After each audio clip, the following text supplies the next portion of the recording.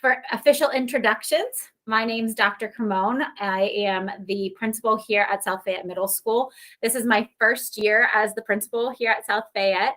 I am also a resident of the district. I have 2 children. My daughter is in 1st grade, and my son will be entering kindergarten in the fall. So we are so happy to be here, and we are so happy to welcome you all here today as well. And I'll let Dr. Maurer go next. Yeah, good morning, everybody. My name's Kevin Maurer. I'm the associate principal here at the middle school. This is my 12th year total. I did teach previously in the district and in this school as well as a music and band director for 6 years. And this is now my 6th year as associate principal. Some of you may know my parents. Both of my parents actually taught here in the district. My dad taught chorus and music for many years, and my mother was a learning support teacher. So kind of all in the family here. I have 2 children. They're actually in another school district, but my children are entering, my son is entering 3rd grade next year, and my daughter is entering kindergarten. So exciting times. As you know, Dr. Cremone and I are both parents as well, so we know this time of year can bring some of those nerves and a little bit of that anxiety, that anxiousness that we have about our children going into the next grade level. And we know, especially for those of you joining us today, our current 5th grade parents, you will now be a middle school parent. It might seem scary to hear that, but we know that your children will be in good hands here at the school. We're celebrating Staff Appreciation Week this week, and we're grateful for our middle level educators who are trained and certified and just so excited to work with adolescents and middle level children. That might sound wild to some of you, but we love the intricacies of adolescents and this age in their development. So it's great to meet everyone virtually. Thank you for being with us here today for our middle school PAC meeting for May. Great. So we today what we're going to do is give you some insight into the building and to the school, and talk a little bit about that transition to the middle school. On this slide here, we have just some of our key staff members. Our administrative assistants, Mrs. Koliakovo and Mrs. Bruce, they are amazing, and they are the most amazing resource for all of you as parents. So you have their extensions and their emails. Mrs. Bruce is also our attendance secretary. So anything attendance related, any attendance questions, you can email her at her RK Bruce email, or you can also just, if you can't remember her name, you can just email msattendance@southfayette.org. And then you'll also see on here that we, Dr. Maurer and I, both of our Twitter handles. We have our personal Twitter handles, and then we also have an SFMS Lions Twitter and Instagram. And we really encourage you to join if you're on Twitter and if you're on Instagram. I know that we have a number of followers on Twitter, and we like to post. We post a lot of really just things that are happening in the building, fun things to feature some of our staff members, to feature our students, any exciting awards that we might be winning. It's just a great way to kind of get inside the building when you're not inside the building. When there are cool things happening in classrooms, we'll post that on both Twitter and Instagram. So if you are not following us already, or maybe you're following the intermediate school, please just add us. We would love to have you as a follower, and just another fun way to keep up with what's happening here in the building. Some other key staff members are our 3 counselors. We have Justina Perrott, and she works with students with the last names that begin with A through G. Taylor Connors works with students with the last name H through O, and Michael Perrott works with students in last names P through Z. And yes, Justina and Mike are married. It's Mr. and Mrs. Perrott, and they are just wonderful, along with Miss Connors, who's amazing. So you have really, really great counselors. Wherever your last name falls, you have a fantastic counselor. And then we also have a social worker who works with our students. His name is Mr. Jones, and you can find him at that email address as well. And then just a few more key names. We have Mrs. Minarchek. She is our school nurse. And then our food service director for the district is Trisha Wood. So she's for the entire district. You may have worked with Miss Wood before. And then our specific middle school kitchen leader. So any questions about, your student's lunch account or menu, that would go to Mrs. Bonor, and her email and extension are listed here as well. So the mission statement of the South Fayette School District, in partner with the community, is to cultivate academic, artistic, and athletic excellence of the whole child by fostering the skills to be confident, ethical, empathetic, and responsible global citizens.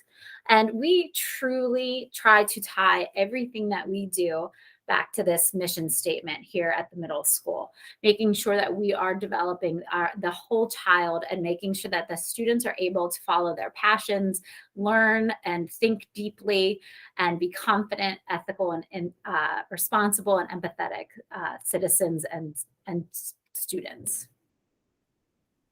So I will introduce our sixth grade team. For most of us on the call here today, our fifth grade parents, parents of students in our intermediate school and coming to sixth grade, we did want to just put up on the screen our teams of sixth grade teachers so you can see this.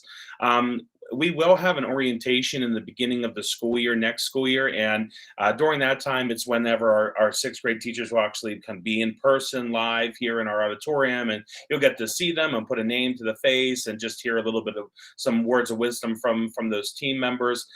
We also introduced to our incoming families the seventh and eighth grade teams, but for today, with this transition focus, we wanted to just highlight our sixth grade team. So here in front of you, you can see in the 4 boxes are our 4 teams of sixth grade teachers. You'll notice too that some have 3, and then others you'll see where there's 2. And that's just a kind of an intricacy about our sixth grade teams, where if your child is on the math ELA team that has Mr. Ruffalo and Miss Davis, they would have social studies and science for a semester each, and they'd have Mrs. Windish for half of a year and Mrs. Geyser for half of a year. They swap teams halfway through the year with Mrs. Schober's team, who teaches math, and Mr. Lawton, who teaches ELA. So those teams are a little bit unique, where they share teachers. When you look down at the bottom here, we have 2 other teams. These are third and fourth teams on sixth grade. Mrs. Bianco teaches both math and science, and then Mrs. Amato teaches both ELA and social studies. So those students on those teams have those 2 teachers all year long, although they only carry 3 cores at a time, which we'll get into a little bit later. And then the fourth team is Mrs. Kotz teaching both math and science, and Mrs. Press teaching both ELA and social studies. So then we wanted to introduce our specials area team. This year, your students will take part in a variety of specials, and here you have listed the teachers and the content area in which they teach. Your child will or has already chosen their strand of music, whether they'll be taking chorus, orchestra, or band, or music track. So those are the teachers we have. Mrs. Horzempa teaches chorus. Mrs. Tupper is our orchestra director, and Mr. Wazenegger is our band director. And then on the other side, we have our phys ed team, Mrs. Cremonese, Mr. Finnerty, and Mr. Rossi, who teach aquatics and phys ed. And then also you see at the bottom the variety of other special area classes or courses that your child may take in middle school, including art, family and consumer science, reading, public speaking, enrichment, media literacy, tech ed, STEAM, and Python. Not all of those courses are offered in sixth grade, but they, along the middle school scope and sequence, your child will most likely have all of those teachers as well. So that is our special area team. And then we have our world languages team. So in middle school, we offer 3 world languages: Spanish, French, and German. And so we have some wonderful world languages teachers that we have here at the middle school. Ms. Minetti teaches German. Senora Wagner teaches French. Senora Amato teaches Spanish. And Claire McCourt is one of our newer staff members. She's been here for a couple of years now teaching French. And then here's a list of our wonderful learning support team. Your child may have a class, whether it be co-teaching or a learning support class setting or a life skills class setting, maybe a speech and language offering or English as a second language. And these are our wonderful teachers in our learning support team: Mrs. Thomas, Ms. Nagel, Mr. Hall, Mr. Barnhart, Mrs. Canaferi, Ms. Mitchell, and Mrs. Nix. And then we wanted to kind of give you a snapshot of what your child's schedule will look like. And before we kind of get into this, we will say that our PowerSchool system, you will get a printed out schedule. And on that schedule, it'll kind of look like hieroglyphics. It's like you almost need to learn another language to learn our schedule, just because it is so intricate, the schedule. You'll see when we print that out and give it to you and your child, you'll see that there is T's, semester courses, year-long courses. But when it comes down to it, for each day, this is how your child's schedule will look. So although we print out one that gives, all the courses they'll take through their sixth grade year, this is really what a snapshot of a day looks like for a sixth grader. So a sixth grader will come into the building in the morning and go right to a homeroom. Their homeroom typically is their block one teacher. Sometimes they may need to transition from homeroom to a different classroom, but most likely your child will have homeroom and block one together. Their block one will be, as I said, one of those three core classes on a particular day, either math, ELA, or science, or social studies. So it might be math block one. Then they transition to block two. Block two begins for about a 10-minute window. They get started for that class. They kind of do a little bell ringer activity, and then they actually transition to two specials. And they will have special one and then a special two. And those are 43 around minutes each day. And so we run on an A-B schedule. We know that the intermediate school has a different rotation for their specials, but we have A and B. So on one day, Monday, they'll have special one and special two. And on Tuesday, special one and special two will be different courses. But they'll only have those 4 specials at a certain time on A and B rotations. After those specials have completed, they return back to their block two and they finish their block two. So if block one was math, let's say block two was ELA. Then after ELA, they would go to lunch. Your child has lunch at 12:28 to 12:58. And after lunch, they then go to their last core block for the day, block 3, from 1:01 to 2:21. And our school day, as far as instruction and courses, end at 2:21. At that point, all students then return to what we call activity period. That might be a homeroom. They might be going to their homeroom teacher, or it might be a different classroom that day, depending on what the team of teachers have decided. Maybe a reward day. It might be we have an advisory program here. It might be dedicated to an advisory time.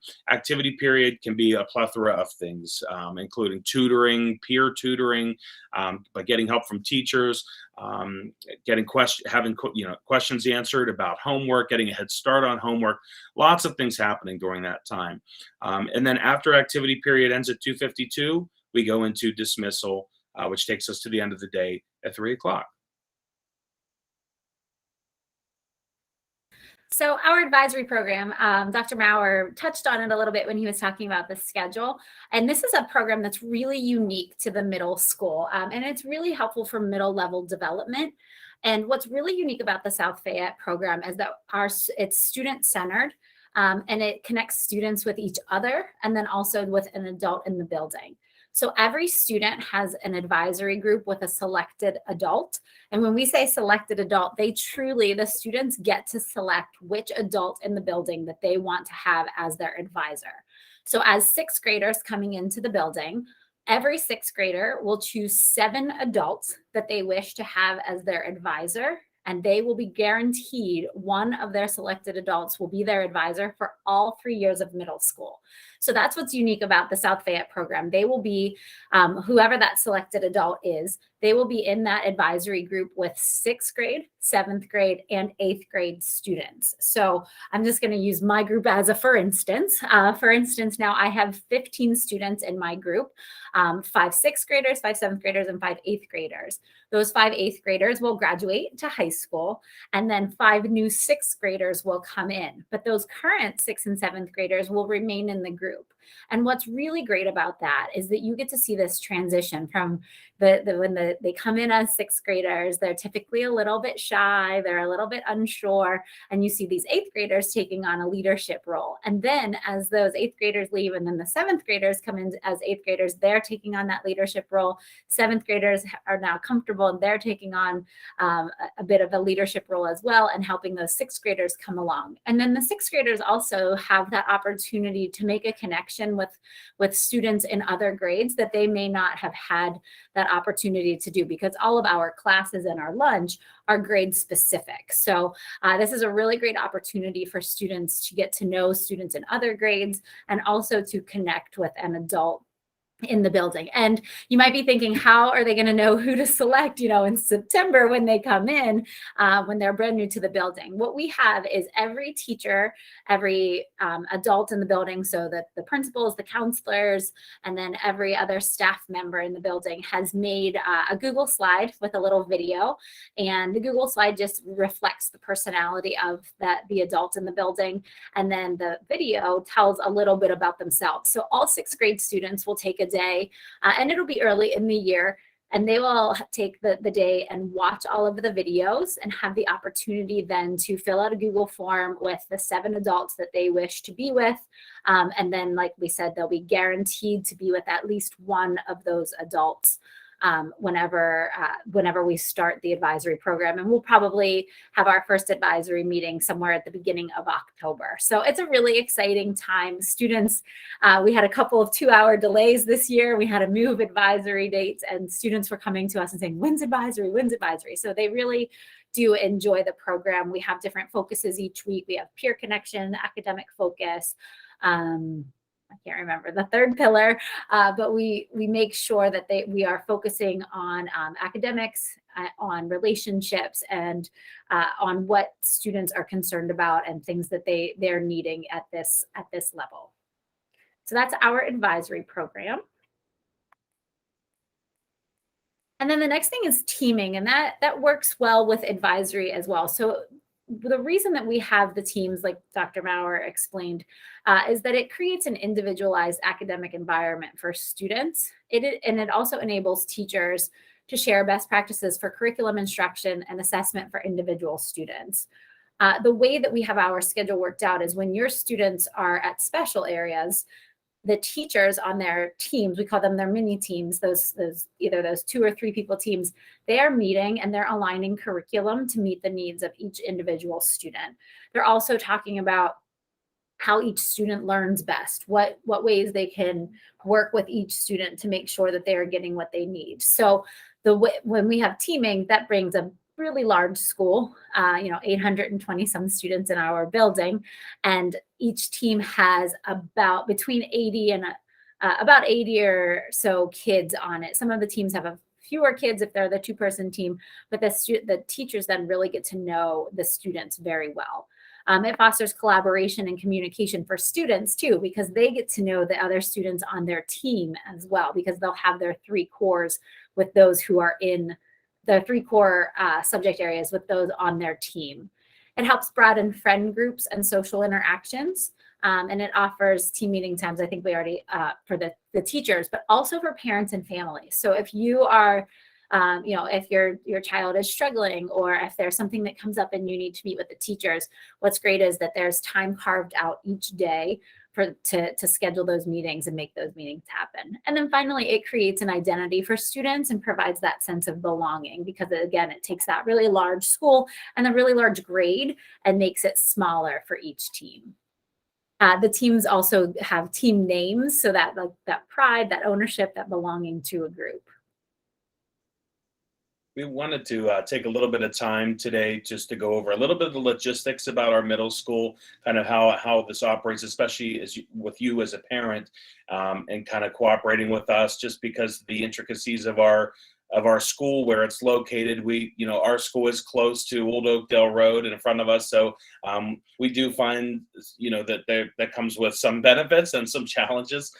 We don't want to take a lot of time with this, so we'll just kind of breeze through these. We will go over this in more detail, and we'll be sending some email communications to you in the beginning of next school year. It probably seems like forever away, but it will be here before we know it. In the morning, our parent drop-off is in the beginning of the building. And we always ask for parents to just pull to the farthest position along the curb in front of the building, nearest to the stop sign by the pool, and not wait to drop your child off in the center nearest the entrance, just because we need to get as many cars off of Old Oakdale Road as possible, so we're not causing traffic or backup. Even though that does occur, we try to get the students into the building as quickly and safely as possible.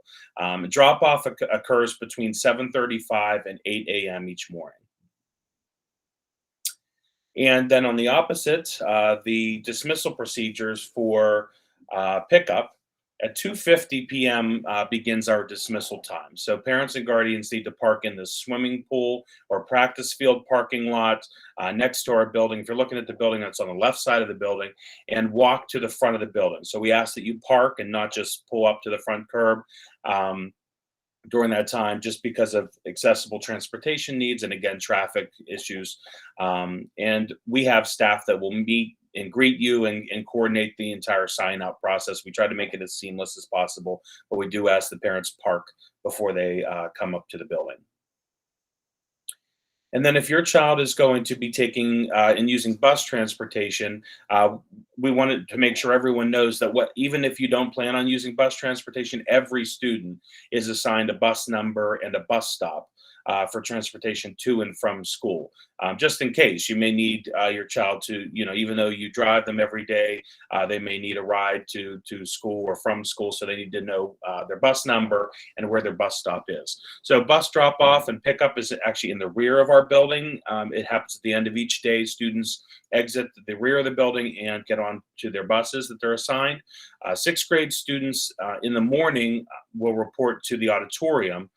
So as soon as you drop your child off, they will report to the auditorium, or if the bus drops them off, they will report to the auditorium until 7:55. At that point, students then leave the auditorium and transition to their home room, as we were stating earlier. So before they do that, they do stop at their lockers, get their belongings ready for block one, and they head to homeroom. And just so everyone knows, breakfast is available for all students in the cafeteria. If your child will be eating breakfast here, please let them know. They can report to the cafeteria rather than the auditorium to have breakfast on any day. Any school day. If you have any questions regarding busing or transportation needs through the district, we have given the contact information. The transportation secretary's name is Tanya Amon, and Brandon Subi is our transportation director, and they're both in the transportation office, and we've given the phone number there, an extension 417, should you have any questions regarding bus stops, bus numbers, any of the procedures regarding busing. And as I stated, students are assigned lockers. Every student is issued their own locker, whether they use it or not. We do recommend using it. And I'll say, as far as lockers go, we know that this can be sometimes a point of anxiety for students coming to a new building, given a new locker. And there's always a question when we have our events here with our fifth graders. It's always comes up as a question. What happens if we're late, or what happens if we can't get into our locker? And I have to say, our teachers provide so many opportunities for students to practice opening the lockers during the first usually 2 weeks of school. They put up lots of different signs of how to use the combination locks on the lockers, and give them many opportunities to practice that. So each student will receive a locker combination and a locker location on their first day of school, and will be allotted time to practice getting into it. The next thing we'll talk about is lunch, which we know as middle school students, this is the number one, the most important part of their day. And it is also, as incoming sixth graders, and quite honestly, the start of seventh and of eighth grade, we know that this is probably their biggest source of anxiety for the day, figuring out who am I going to sit with? Where am I going to sit? How does lunch work? So on the first day of school, students will have the opportunity to choose their own seat, and the teachers will assist in this process, especially our sixth grade teachers. They are so great with organizing with one another and with the students, how to go through the cafeteria line, where to sit, how to choose your seat, how you can figure out who you want to sit with ahead of time. They try to really sketch it out for everybody prior to lunch on the first couple of days. So that first week, we really work on getting students the opportunity to make sure that they're sitting with at least one friend that they want to sit with. Oftentimes we're able to accommodate more, but we always make sure that everybody has at least one buddy to sit with on their first, during that first week. And then once we have solidified that space during the first week, we then do make a seating chart. And really that's for safety reasons. Should we have to, a fire evacuation, should we have a, we have actually had this year where we had an allergy emergency, and then we had to find out who that child was sitting near. So to figure out if there was something that was airborne, if it was something they, ate a snack off somebody else's tray. So once the seats are selected, we do make seating charts, and then the students are to stay in those seats for the remainder of the year. We do know that things come up, and we work, individually. If there is an issue, we can work on changing seats. But once we give the first week to really figure it out, and then those seats are locked in for the remainder of the year. And really that's for safety reasons. And then student numbers transfer from the IS to the MS. So if your child knows their student number in their lunch account, that will transfer. That same number will work in their lunch account here at the middle school. One thing that is a change from the intermediate school to the middle school, I don't think that there is an opportunity for second meal or for snacks at the IS. And I could be wrong on the snack thing, but at the middle school, students do have the opportunity. If they would like, they can get a second meal, and they also have an opportunity to purchase snacks after everyone has gone through the lunch line at least one time. And because we know that students in the middle school, they stay after school for clubs, activities, sports. So, and it can be a long day. So we want to make sure that they are well fed and have that opportunity to get a second meal or to get snacks. And we also know that this is a time of great growth. We'll talk a little bit about that later. And then the PowerSchool parent portal. Most of you, if you have students currently in the IS, should have access to PowerSchool, but if not, just making sure that you sign up for that PowerSchool portal. You'll have email access to your child's teacher. Grades are live at all times in PowerSchool. So just making sure that you have access to that. And there are different things in PowerSchool where you can set up alerts if you would like to receive an alert whenever your child's grade drops under a certain percentage or a certain letter grade, or, and I like to do this on the positive side, or whenever they receive a grade over a certain percentage. So you can give them a high five when they get home and say, great job on a test or a quiz or a project. And then Canvas is our learning management system for the teachers and for the students. There's a Canvas icon and for students in their class link. And all of their courses will populate in Canvas once the schedules have been finalized. And this is truly where the students can access everything they're doing in class. The curriculum is accessible there. We have teachers will upload videos, resources, any sort of worksheets, homework, assignments. Canvas is the place where students can get all of the information. And we work with parents a lot too on Canvas. There are two options on Canvas for parents. One is to have a parent account, and we will be sending home information on how to sign up for a parent account if you haven't already. I know many of you probably have as having fifth graders, but you can view it as a I think you're called an observer if you sign up as a parent, and you can see everything. You can see most things from Canvas. The other thing we like to tell parents to do is to use their kids' laptop, sign in as the student on Canvas so you can see all of the assignments and everything that the students are seeing as well. That just gives you one extra layer to know what's happening in the class and to help your child stay on track and to make sure that they're completing assignments and just know where everything is in the class. So for schedules, we wanted to just make sure that all of our parents understand that student schedules, sixth grade student schedules for the 22-23 school year will be available the second week in August. So this summer, towards the end of summer, as we said, during that second week, PowerSchool schedules will be made available to view. That's also the time where we have scheduled our orientation night, where we can really go over the schedule again. As I said, the schedule can look confusing because there are many courses on there, listed on there. So it's important to look through all of the list of all of those courses to determine what your child's really going to take that first day of school, especially. That's when, what we care about so much. But then obviously the second day with us having an A-B schedule. So our schedules will be available live on PowerSchool, and also we send them out during that second week in August. So a message from the you'll see from the middle school office will be sent when schedules are ready to be viewed in PowerSchool. I have to say, in the past, for some reason, PowerSchool will sometimes allow schedules to be seen through the summer as we're working on them. However, that doesn't mean that those schedules are final. So that's why we say wait for the announcement, wait for the message from the middle school office. At that point, schedules will be confirmed and permanent. For some reason, sometimes it can be glitchy with PowerSchool, and there can sometimes be access to schedules. But as I said, it's through the whole summer that our counselors are heavily kind of involved in working through the schedule. It can be there's a lot of logistics that go into it. And with those logistics and the large number of students that we now have coming into our school, we just want to make sure everyone understands that we cannot honor specific teacher or team requests just due to, as I said, the logistics of scheduling, the intricacies of that, and also the large number of students coming to our middle school and into sixth grade.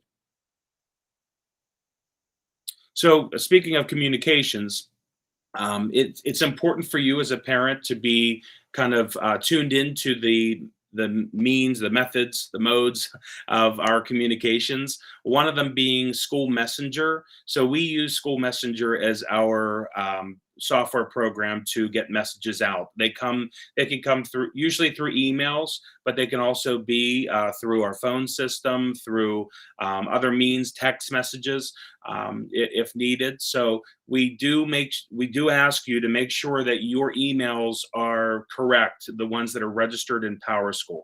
If you have to change your email, or if there's been a change, or if you're not using a certain email, we ask you to contact, her name's Tiffany Vetter.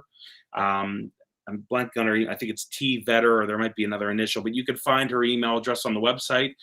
But please email Tiffany Vetter. If you can't think of the right email address, you can just email one of us, the principals, and we can make sure that that's changed in PowerSchool for you. But if you have already registered your emails in PowerSchool, this will just seamlessly shift to the middle school. You will be added onto a middle school distribution list through PowerSchool. But there's nothing that you need to sign up for or anything like that. Just make sure that your emails are accurate on your side, the parent side of PowerSchool. And then also we send weekly announcements. A link is sent via School Messenger on the last day of each week.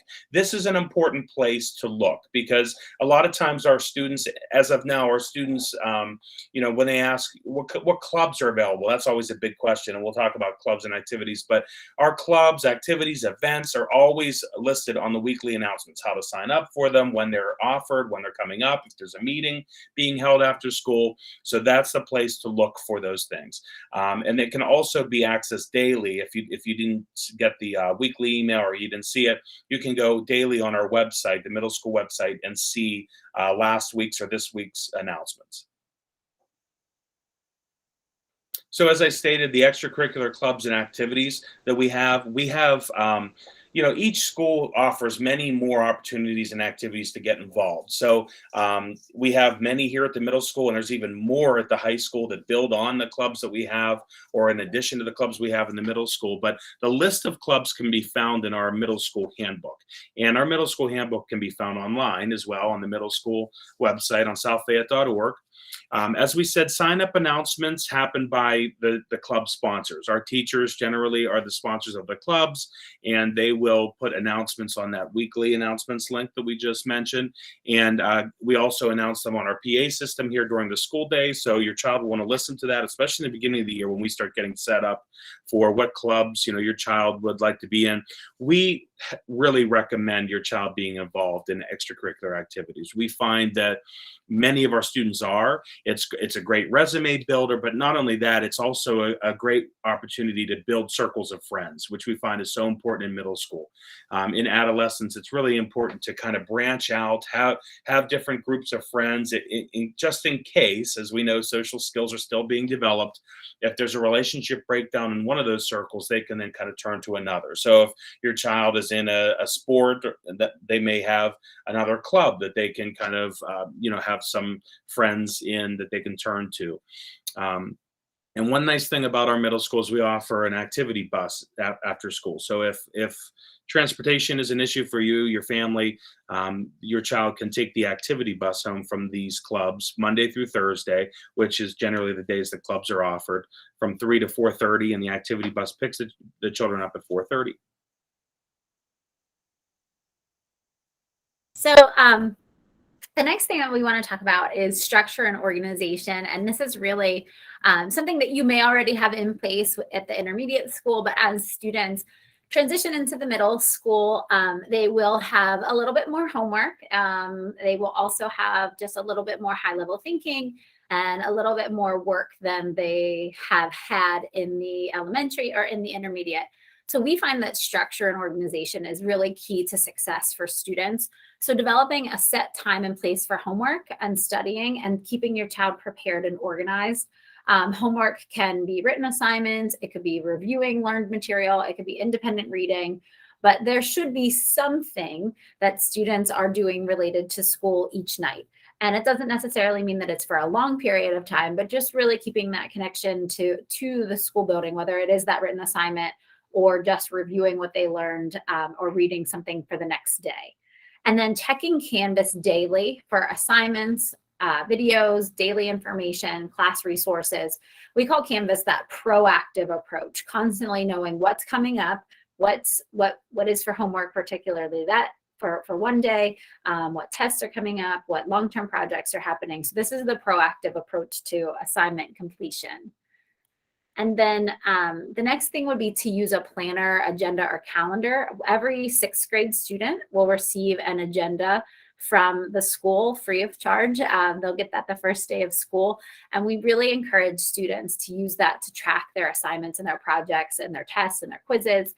I know some students are more comfortable using an online version, whether that's their Google Calendar or their notes section. However your child sets up their organization, we really encourage them to stick with it throughout the year. So whatever method that is, it's daily, we're checking it, daily we're looking at it and crossing off what's been completed and making a list of what still needs to be done, because that will help with planning ahead, balancing extracurriculars as well as schoolwork. We know that we have so many clubs and activities that are available here at the middle school, but we also know students are involved in different activities, extracurriculars outside of the school as well. So really just being able to balance all of the things that our kids are doing.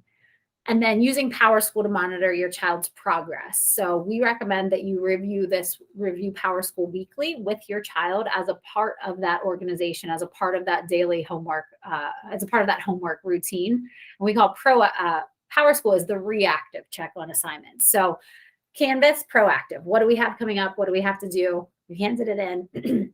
Reactive is PowerSchool. Okay, we handed in that assignment. Here's how we scored on it. So that's how we kind of delineate the two.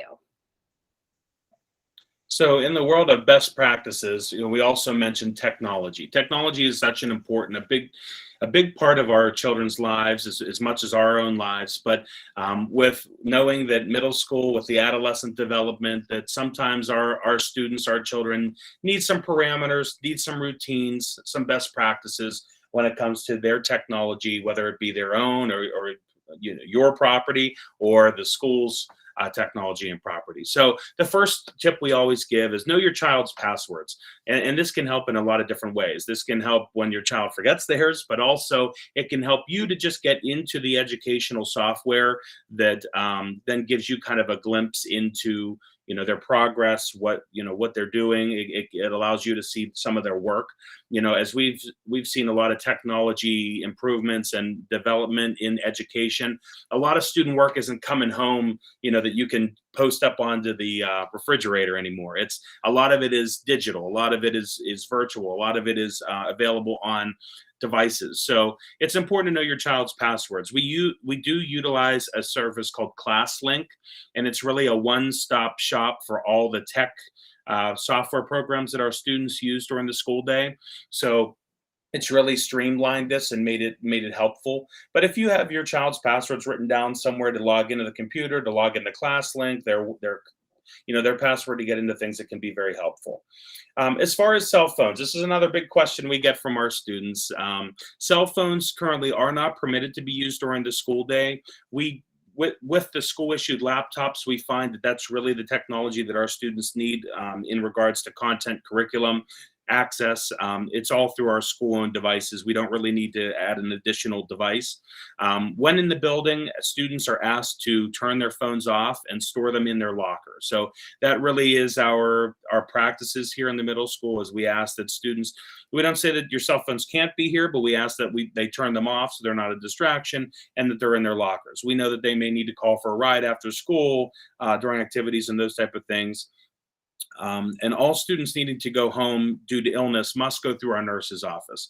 Every single room in our middle school has a phone that your child can use with the teacher's permission.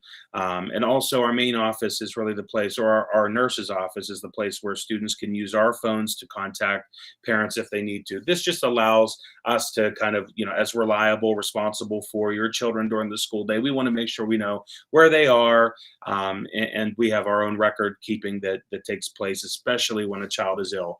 We want to make sure we know how to give them the best care. So that's in regards to cell phone. In other practices, we talk about turning, just in general, better practices for children. We've found that, and research states that turning off all screens an hour before bedtime can be a great healthy routine for students. We know that some students can get kind of wrapped into video gaming or cell phone use or social media, and it could keep them up through the night, which then impacts their success during the school day or their attention. So student phones, televisions, other devices, we always suggest that those are turned off and before. And then another suggestion is the charging of laptops overnight, especially as our laptops become older. In the leasing program that we have, we find that the batteries don't hold up as much. So we ask students to turn them off when they're not being used instead of having them sleep. And then also at night when they're at home, charging that laptop and having a routine, not just having a charger that just travels around. There's one place where this is where the laptop goes. You plug it in, turn the computer off, and let it charge overnight. And then also in a common area, so it's not a distraction when they're trying to go to bed. They don't pull the laptop out and it keeps them awake again, that blue screen in their face. So instead of bedrooms, creating a common area for their devices to be charging. So the next thing that we would like to talk about is facing and accepting adversity and accepting responsibility. So as you know, middle school is a time of great change. There is the mental, the social, and the physical development from ages 11 to 14. The only other time children have that type of development is from birth to age 2. So it's really, really a lot going on with your kids during this time of their lives. You'll see a different kid that walked in the door first day of 6th grade than walks out the door the last day of 8th grade. And we know as educators who work with children of this age, we've been working with them basically our whole careers. We know that there are going to be times when the best kids make bad choices. And that's normal, and that's typical, and that's middle school. So really, getting students to learn responsibility from their actions and having consequences when they take accountability and really accepting and learning from the mistakes that they made. And this is kind of, as parents, I know Kevin and I are parents as well. It's sometimes easy to, make excuses. Oh, they were so tired because they were up late last night. I'm not surprised they made that mistake. But really, as parents, if we can take a step back and let them own what they have done, not making excuses for them, not trying to fix their problems, that's really how they're going to learn. And that's how they're going to be able to move forward and not repeat those mistakes. We always talk to our middle school students about, this is the time when you make a mistake, you own it and you learn from it. So then you're not making that mistake in high school or in college or as an adult where it could truly impact your life. So some of life's greatest lessons, as I'm sure you all know as adults like us, come from making mistakes and facing adversity. And so just know that there will likely be a time in middle school where your child makes a bad choice, whether that's here at school or at home with you, and they will learn from it. But we know that's going to happen. And we always say great kids sometimes make bad choices, and we learn that the biggest thing is that we learn from it. So just the disclaimer on middle school for all of you who may be going through middle school for the first time with your child, not for you. And then this was cool that our students made a video for your children, and we just wanted to allow you to view it. We're going to have all of the fifth graders watch this in the coming weeks, but we thought this was something cool for you as parents as well, to be able to view and see what your kids are going to see, and also some advice from middle school students. So we're going to go ahead and play that.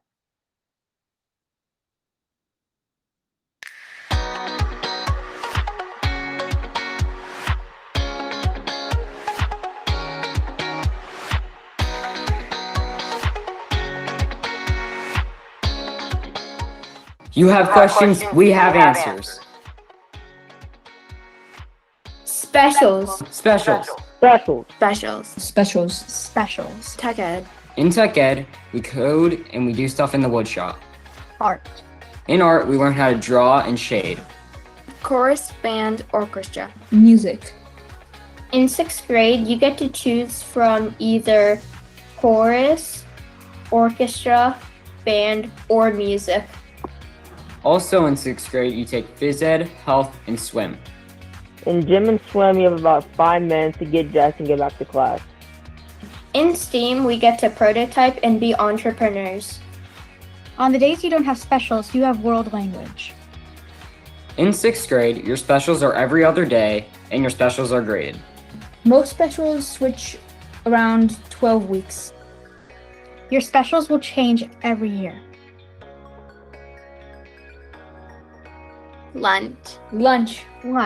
Usually at lunch, we have a bunch of choices. There are varieties of foods. You could have the main meal, the pizza meal, the sandwich meal, or the yogurt meal. Pizza. And every other week, they have slushies. You get to pick your seat for lunch. The one thing that people like about most alliances is that you could pick your seat. Lockers. When you first get your locker combination, you get time to practice opening it. On the first day, you get your lockers. Your teachers explain how to open them, and then you get to practice a bit. If you forget your locker combination, you can just ask a teacher. In middle school, there are many clubs you can join. I joined the middle school musical. It was really fun. There are a bunch of clubs here at the middle school.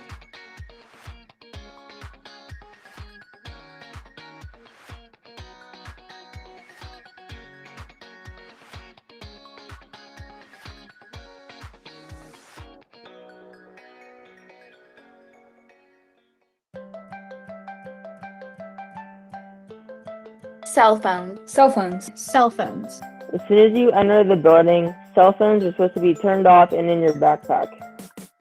Cell phones are turned off when you leave the bus in the morning and turned on when you get back on the bus.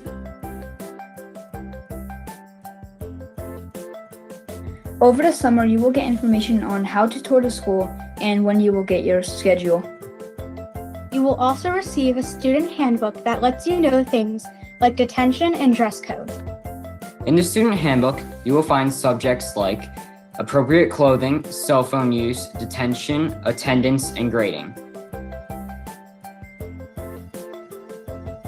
Homework. Homework. Homework. It's best to do your homework when you first get home from school. Sometimes you can get your homework done at activity period. If you're doing something else at activity period, the next best time to do your homework is at home, right when you get off of the bus. The easiest way to manage your homework is to stay organized. You usually get 1 or 2 pages of homework per class. The best advice I can give you about homework is to make sure you do it.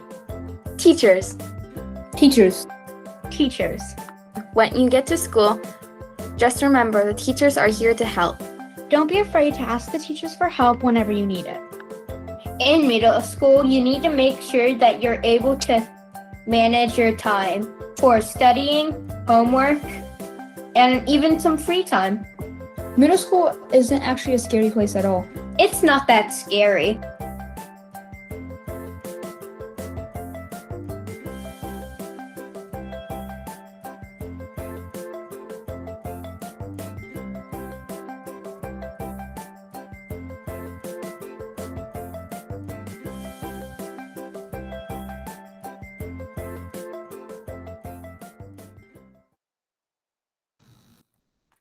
So as you can see, our students, we're passing on some advice to our next year's students. And some